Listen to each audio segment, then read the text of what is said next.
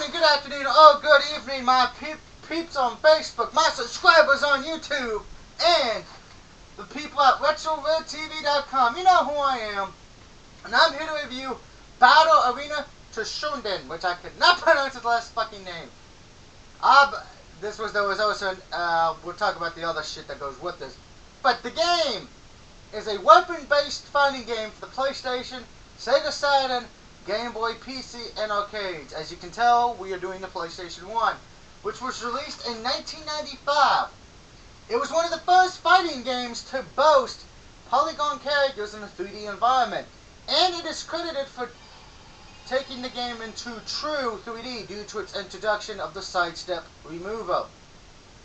Now, it was an early killer app for the PlayStation, and Sony promoted it very heavily.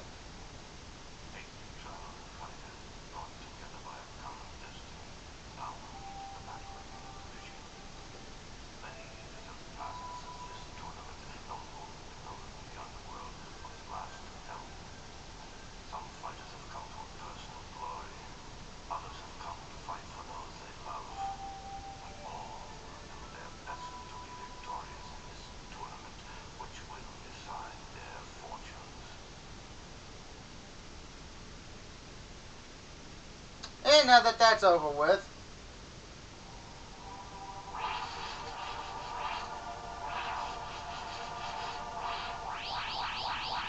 first we're going to take a look at the options. Of course, you can have it set to any difficulty. We're going to leave it on normal. We're going to turn time limit off and set point to 1. Now, like I was saying before we continue, Sony had promoted this heavily back in 1995. However, they soon left the series, which was published by Playmates Interactive, and not to be confused with Playboy. By the time fighting games like Tekken started emerging and Battle Arena quickly declined in popularity. However, it did spawn Battle Arena 2, 3, and 4, along with many spin-offs and ports.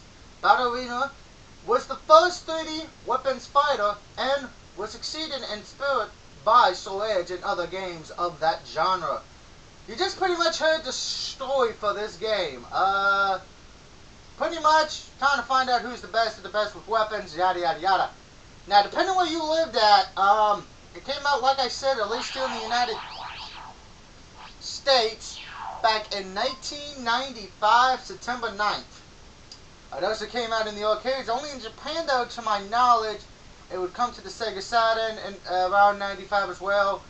Game Boy would not hit until 96. And PC would get it in 96 as well. Now back in now of course, like I said, there was 2 Sega Saturn versions, a PC Game Boy version as well. Now back when this came out, it was critically acclaimed. And still holds an average of a game ranking score of 85%. Electric Playground gave the game a perfect score of 10 out of 10 in 95. On release, the Falcom Toshinden, I know I'm mispronouncing that and I do apologize to my brethren in Japan, scored the PlayStation version of the game a 30 out of 40, giving it a first 9 out of 10 and later a 10 out of 10 in the Reader Cross review. Now, Battle Arena was awarded Best Fighting Game of 95 by Electronic Gaming Monthly. However, during the 200th issue led up in 2005, they ranked Battle Arena as the single most overrated game. They explained that it was 3D, it was flashy, but Battle Arena was exciting and new. But later Namco showed us what they could really do with 3D fighting on the PlayStation, Tekken, Soul Blade. But is it actually good? Well, I'm here to answer that question for myself. Of course, they said no, it was not. Now, IGN gave the score back in 96 a 7 out of 10, by which time it would seem as slow and not as impressive as the most recent fighting game, Tekken 2. Though, IGN did praise Battle Arena for important innovations to the fighting game genre, such as the fighter into true 3D, and one little move that changed the fighting forever. Behold, the sidestep. Battle Arena was reviewed in 1995 as well in Dragon, issue number 221, by J&D in the Eye of the Monitor column. J did not rate the game, but D did give it a 3 out of 5. O-Game, back then, also gave a 3.5 stars, and the Video Game Critic gave it a C+. Now it's 2013. Does the game still hold up to this day? Well, let's find out. One cool games are pretty much arcade mode versus human stuff, but we're going to do versus computer so I can show off the characters a little bit. Our main hero of the series, a young Japanese traveling swordsman who seeks to find his long-lost older brother. Then you got Kyan, who is a Scottish, later as an English swordsman / bounty hunter, who happens to be the friend and rival of Injin. He seeks to avenge the death of his foster father, who was killed by the previous tournament's champion from last year. Then you got, by the way, just pick here for that, you got Sophie, who, a blonde Russian woman, or in this case Blue, works as a private detective. She seeks to find her lost memory. Rondon, aka Triple H, a strong yet kind-hearted miner who seeks to rescue his wife. And by the way, hell no, I'm not playing as that bitch. I don't like her. Like I said though, Iron is a strong yet kind-hearted miner who seeks to rescue his wife and child, Christopher, from the secret society.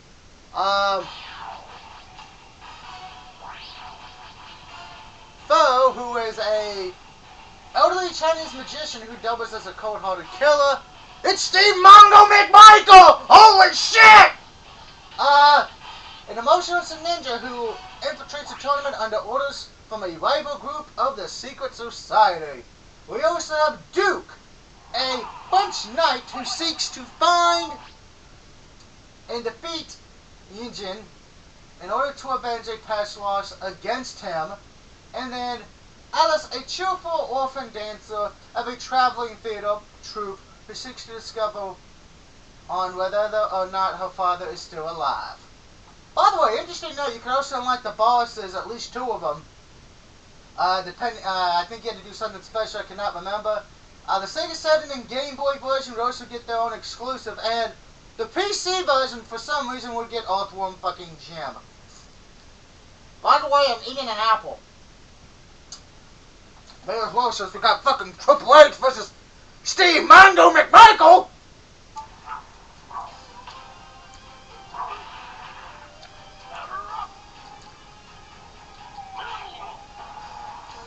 Now, the controls for the game are pretty much easy. Besides the sidestep, in this case a roll, you usually got two light attacks with your a light attack with your club, a light attack with your kick, a heavy,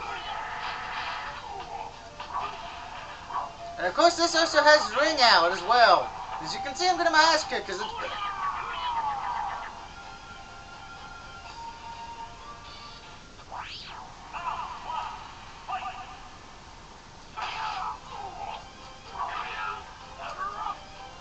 Excuse me.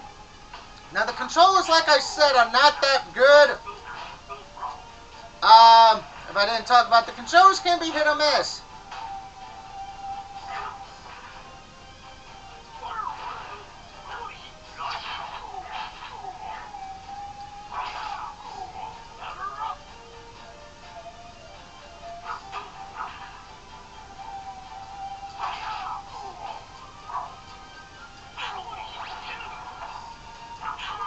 Damn.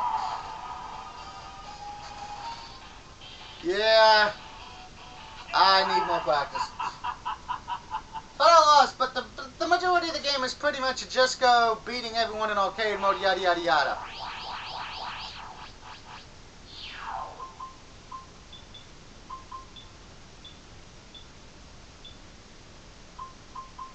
I'm gonna put on an easy just so I can at least get a few wins. I'm an asshole. Now, Triple H takes on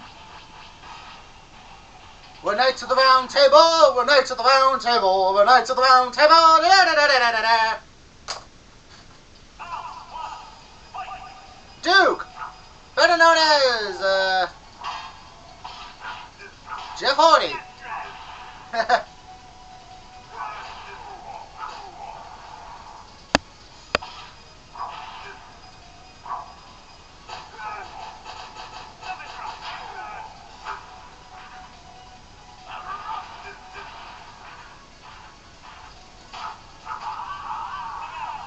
He's dead! I killed him! Holy crap! In the game, Triple H wins. Now, as you can see, graphically, it's not as impressive as it once was. But back in the day, this was, you know, very proud of its graphics back then. But nowadays, no. Now, the sound, as you've been hearing, is pretty good. I will commend it on its sound. Now,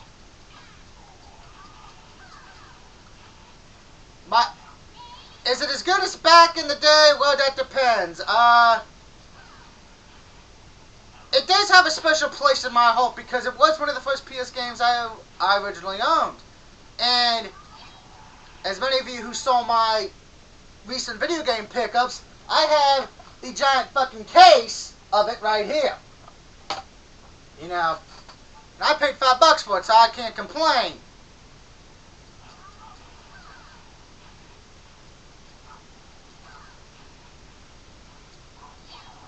Ow.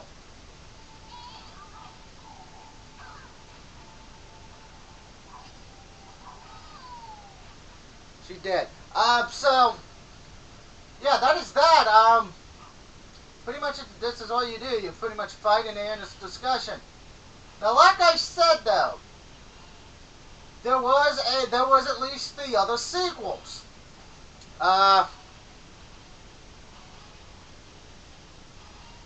Battle Arena 2 came out in 1996 for the PlayStation, 95 in arcades. But this is back when everything started to go down. You know, so it is unfortunate. Because this is when people stopped caring about it. Then, now, Battle Arena 3, which would be the last one to come to North America, was released in 97.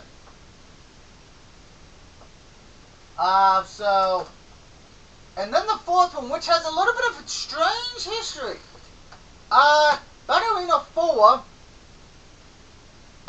which is not called that, it's called Toshinden 4, but I call it a Battle Arena 4 because that's what I am. It only came out in Japan in 1999 of August 12th, and it came out in the PAL region January 30th of 2000. It never would get released in the United States of America. Of course, you could probably play a ROM hack of it now, but it's never been released in America to my knowledge. Now, the first one, though, it has great history, and it's one of the big reasons why the PlayStation did so well, and why fighting games are still around to this day, because of the third step, that, you know, the 3D and the sidestep. That was something that needed to happen in fighting games. But does that mean I should give this a 5 out of 5? No. Well, yes, the controls are somewhat bad, not great, but not bad, not great, you know, pretty good. The camera is actually pretty good as well.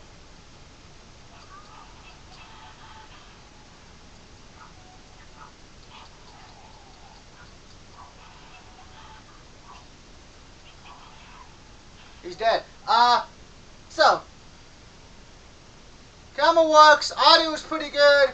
The story, yeah, the story could go fuck itself, to be honest. I didn't think the story was that damn great. But at the end of the day, Battle Arena Toshinden, and God, why did I pick this arena? You guys ain't going to be able to see it too good.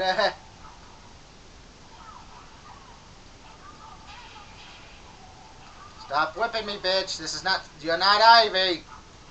By the way, I think this is who Ivy was based off of. Maybe, yeah.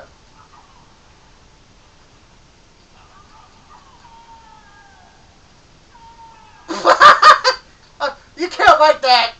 You can't write that. That was a happy accident. At the end of the day, though, this game does get a good score. Not a great score, but not a bad one. It gets a 3 out of 5. I would definitely recommend it if you can find it for cheap. Like I said, I paid $5 for this at my local retro shop, Play and Trade.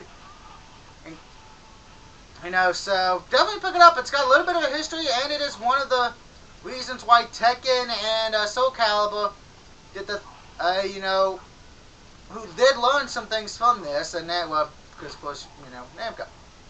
But definitely get it for the history alone. I would definitely recommend it just for the history.